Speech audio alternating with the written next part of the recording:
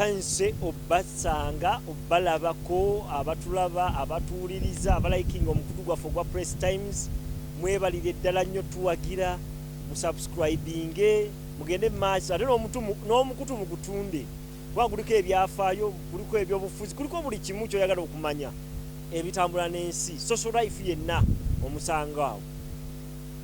kati abantu mugenda kwebuuza nti tuleese kiki amatikkira gatuusa ga kabaka 31 Julai buli 31 Julai kabaka waffe aba aweze emyaka ku Namulondo kati kigenda kubeera emyaka 28 na kabaka atudde ku Namulondo. Namulondo kyeki Namulondo yentebe kabaka kwe bamutuuza okulemerwa ki Obuganda ekyo tuyita Namulondo yentebe nga yasooka kutuulibwako kabaka Mulondo kumwava kubanga yali kabaka Mulondo ne bamubagize yentebe gye bayita Namulondo kati emyaka 28 kabaka ng'atudde entende ku Namulondo neba atula ati entende ku Namulondo bamutikirira wa kale bwe tuddayo ne tugamba nti abapo ekitiibwa ekyo omutikira kabaka wa Buganda n'ava ku Bulangira Saabataka n'atuuka ku kabaka bamutikira Naggalabi yajja etya kyali kitya kati nga bwe nkugamba bino byafaayo nza mubiwulirize bwe tusobezza mutuweereza kanoti wali ku email wali oyingira no subscribe nga n'ogamba wano okozeemu ensobi naye bino byengendo bagamba ku 10 0.5 babimanyiiko Naggalabi kyajja kitya kati nga ngamba nti ku nsi ensi eno kiteeberezebwa nti emazeewo obuwumbi 4 obw'emyaka 4 n'ekitundu naye ate ffe abantu kiteeberezebwa nti twakabeerako emyaka 4 million n'ekitundu n'omusobyo kati ate yo Buganda emazeewo emyaka emeka Babaganda baavaawa tugenda kuddayo mu BC nga ne Yesu tanaakuzaalibwa kubanga tuwogera ku BC before Christ abasinga nnyo mu BC muba muddamu Bayibuli katulizeyo mu ndagaano enkadde kubanga tulina mu Buganda tulina endagaano 3 abasinga temuzimanyi endagaano esooka yali ng'eggwanga baliyita nga si Buganda nga bagiyita ggwanga lyali ggwanga nga teriri awo endagaano ey'okubiri neefuuka Muwawa endagaano ey'okusatu generation ey'okusatu neefuuka Buganda kati mu abasinga mumanyiiko generation emu ya Kabaka Kintu eyo generation yakusatu ababiri abaddako abakulukulu bamanye ensi Muwawa eyo generation yakubiri naye twavumbudde generation yasooka nga bagiyita ggwanga kyeki wenyoga ku ggwanga temugamba kasirye ggwanga omugenzi ggwanga yali muntu eyasooka yali Alemani yasooka okubeera mu kitundu kino kati yali yayatiikirira nnyo kubanga yalina famire ye wewe tuddayo emabega Buganda eno yazimbibwa ku ndyo Kabaka Kintu yazifuula ebika naye zaali ndyo endyo ezo zaali 5 ng'olulyo olw'ebimera nga lulimu empindi ekkobe n'ebirala olulyo lw'ebinyonyi nga lulimu nyonyi muzinge mulimu nakinsige bazukulu ba Kyeyune abeddira ennyonyi mwenna mwali mu lulyo lwaki lwa binyonyi olulyo lw'ebisolo nga mulimu enjovu mulimu effumbe mulimu engabi mulimu engo mwe mwava abakasimba ab'empologoma ab'embwa bonna abo bali mu lulyo lwa bisolo ab'enkima lulyo lwa bisolo atulina olulyo olw'ebiwuka olunyiriro olw'ebiwuka kuba gye twandisa lineage olulyo olw'ebiwuka balukulembera ki Nseenene nga tulina olulyo olw'ebyewalula nga lukulemberwa Mamba n'ebirala kati tugamba olulyo olw'ebyewalula abamanyiza okugamba nti n'eggoonya yeewalula amagongolo geewalula kati bagamba abali amagongolo oluyimba abasinga abalumanyi abagenda eri mu ddiini yaffe ennono abali amagongolo ne Mamba balikola ki baligirya naye kati ebyo byonna olulyo olw'ebyewalula nga lukulembera Mamba ebiseera byonna Nkere ye yaliwo kati munnaye nze ndyo 5 mwenna bwe tuva ebika ebyasooka 26 ne bigenda ku bika 46 kati biri 56 ebyo nezo ndio zigenze ziki mu ndye 5 mwe twava ne mwezi ndye 5 za tugambye waliwo musajja mwezi ndye 5 bali bamuyita Gwanga kati kabaka Gwanga oyo yali musajja Gwanga yali musajja muyizi era tugamba tuda mu Stone Age period bajjaja fe balyanga middo era tebalwalanga nnyo kubanga balyanga middo kikaawa balyanga bimera kati covid yajja babagamba mugende mufumbe entangawuzi mufumbe emiddo mweyoteze emiddo gy'okusiko yonna kwata olumbu kusimanya olufumbe bikiwe tuyoteze nga lwokya ebyo nabajjaja fe babikolanga ezine endwadde gamba bali bejjanja banga bayita muki ate kati ne covid bwali wagamba mweyoteze nga mutuyana nga muki mu bulwadde amawugo geggula nabiri nawe babikolanga kati tudde ku nsonga omusajja Gwanga yayatikirira nnyo ne bamutuma n'ekitundu kye yalimu ne bakituuma Gwanga timugenda wa Gwanga kati nga wembagamba nti wane Kampala tuina Bakuli ekitundu Bakuli omusajja oyo omuyindi yaliwo ebiseera ebyo ye yatunda nnyo ebidishi ebibakuli nga mugenda wa Bakuli bye batunyangamu amandaazi mugenda wa Bakuli kukima mandazi kubanga bamandazi bagatunyanga mu biki mu bidishi mu bibakuli bayitawo wali ku Bakuli wali gamba kati nga olaba ekifu imbubi yali kabaka essese imbubi yali kabaka essese kati ne bamutuma mbubi kati tulina mbubi zone wano ku Lubiri wano Erungujja nessese yali musajja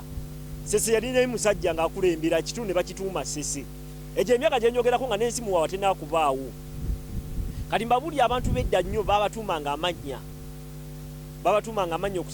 amanya gayo ge batumanga ebitundu kati ne Gwanga ekitundu kye bakituma Gwanga kati mu Gwanga eryo omuntu gwe bali bayita Gwanga mumwava erinnya Gwanga ekitundu ne bakituma Gwanga kati nga olaba eggwanga Uganda eggwanga Bunyoro eggwanga Uganda eggwanga lya Tanzania eggwanga lya Amerika eggwanga lya Bungereza kati erinnya Gwanga lyali linnya lya muntu mumwavamu ekitundu kituma Gwanga kati n'ensi baziyita Gwanga oba mawanga kati njija eriyo kali eyo ni mu Stone Age period eri tulina Stone Age period 3 tulina Stone Age period etugenda ku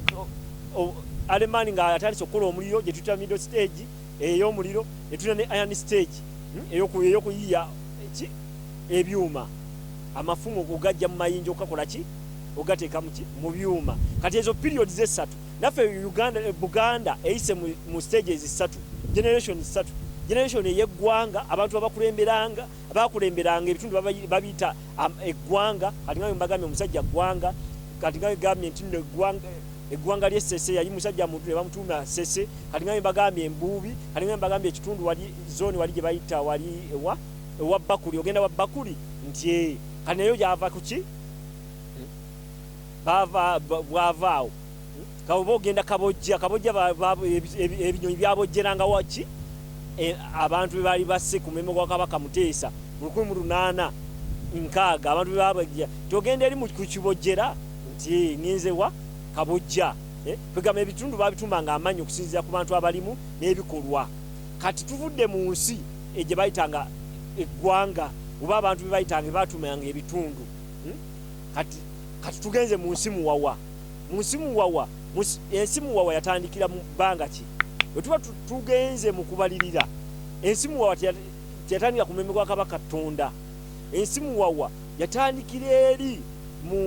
eddi oba tugambe second eddi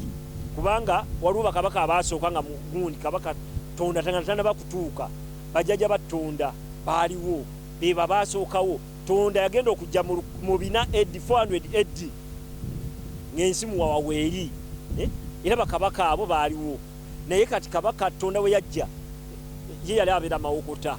naye nga bayita eggwanga Mawokota kati tujja kati twagambye tugenda kwogera ku Naggalabi kati mbadde njagala bawa ka brief history engeri ebitundu gye bajja babituuma amannya kuva mu ggwanga ne tugenda mu nsi muwawa kati Kabaka kye yasooka Naggalabi kyekibuuzo Naggalabi omumanyi Kabaka kye yasooka Naggalabi abasinga bawandiika kintu naye kintu si yasookawo kubanga nekintu okuwamba Bemba Musota mulongo munne era yamusanga ki Naggalabi wemba Musota mba Musota kati Kabaka yasooka Naggalabi bali abantu bakabaka bonna abakulembera ensi mu watu bayita bakabaka kubanga abamu baabula bubuzi abamu bakola ki bonna basigaza ekitibwa kya kabaka kati ennaggalabi awo waliwo omuti gwe bayita mpumudde naye kati we bwava mu mpumudde ne bakutuuma mboneredde kubanga kabaka Kintu we yajja ye n'akutuuma mboneredde kubanga mwe baatulanga okusalanga emisango naye nga Kintu anaakubaawo ani yasooka ennaggalabi tulaba nga waliwo omulangira gwe bayita Bukadde Bukookooma mu nsi muwawa Bukadde Bukookooma yasooka okubeeramu ekyo ekifo era lwali lubiri lwa Bukadde Bukookooma ennaggalabi bw'otunuulira ebyafaayo by'ekika ky'emmamba bazzukulu ba Nankere abasinga bonna baasibuka awo abakulembera eggwanga muwawa oba ensi muwawa bonna baasibuka awo ennaggalabi katulaba ku mulembe gwa kabaka Bukadde Bukookooma yaliwo mu biseera bya mu 650 awo 650 AD yeje emyaka emeka katuli myaka katuwano tubale emyaka 10 waliyo nogatakebeka 305 ogalako na jini 2 gamo jeze oba otegera naggalabi emyaka gyamaze emyaka 307 10 ekifo naggalabi gye kimaze awo tulaba ku kabaka Bukadde Bukookooma yali awo naggalabi bwe yakulembera ensi muwawa ne tugenda ku baana be yazaala Lukenge Senkulu naye yali awo kabaka Lukenge Senkulu ne tugenda ku kabaka Mutiibwa ne tugenda ku kabaka Mudandali bonna abo baana bonna bali mu generation yani ya muwawa ne tugenda ku Bazunga kabaka Bazunga naye yali awo Bwoya kabaka Bwoya naye yali ki abeera awo naggalabi ndoza mulaba olubiri olwo emyaka gye lumaze nga tukyali eri mu nsi muwawa katugenda okulaba kabaka Buganda ye teyali awo yali Lunnyo Entebe ye gyateeka amakanda kabaka Buganda kati abasinga kabaka Buganda gwe basinga okumanya kubanga bagamba olese emirembe jjajjaawe kabaka Kintu yaleeta emirembe jjajjaawe egya kabaka Buganda nemwava erinnya Buganda kubanga bali mukuyita kabaka Buganda kwegamba ekifo naggalabi kiruddewo kiri myaka 1307 emyaka mingi nnyo naye kyasinga kumanyibwa ku mulembe gwa kabaka Kintu naye bali egiri emyaka 3 emabega nga Kintu anakujja emyaka 5 emabega nga Kintu anakujja abasinga tebakimanyi waliwo n'omuti gwe bayita mboneredde ogwo omuti gwasimbibwa kabaka Bukadde Bukookooma nga bukyali muti muto Kintu agenda okutuulawo okuwoza emisango ne Beba Musota yagenda okutuulawo yatuulanga mu kisiikirize kya mboneredde ogwo omuti omunene omuwafu oguliwo ennaggalabi nga weeguli nga guli myaka 3 kati tuguli myaka 10 waliwo eyambuza ekibuuzo nti omuti oguli gwe bayita mboneredde oguli ennaggalabi gumaze emyaka emeka guli myaka 13 kati naggalabi mbabulidde bakabaka abazze babeerayo nga bakyali mu nsi muwawa Bukadde Bukookooma njogedde ku Lukenge Bwoya Mutiibwa kabaka Mutiibwa Nalusere nenjogera ku kabaka njogedde Bukadde Bukookooma Bwoya Lukenge Mutiibwa Mudandali paka ku Bembala Musota yali Bembala Musota nimwe mwita Bemba Musota kati Bembala Musota yali mulongo wa kabaka Kintu Bembala nga ye Waswa Kintu ye Kato Kintu era tulaba abasinga we mutere ensi muwawa kabaka Bembala yasembayo kola ki ogikulembera musigale nga mulaikinga omukutu gwaffe musubscribing tugenda kudda n'ekitundu tinaggalabi katutandike ku naggalabi nga tutangira ku kabaka Kintu n'okudda kati ku kabaka Mutebi agenda okutikkirwa emyaka 28 nga atudde ku Namulondo neyanziza nnyo abatulaba musigale nga mulaikinga omukutu gwaffe gwa Press Times subscribing sigadde ndi Bukenya Herbert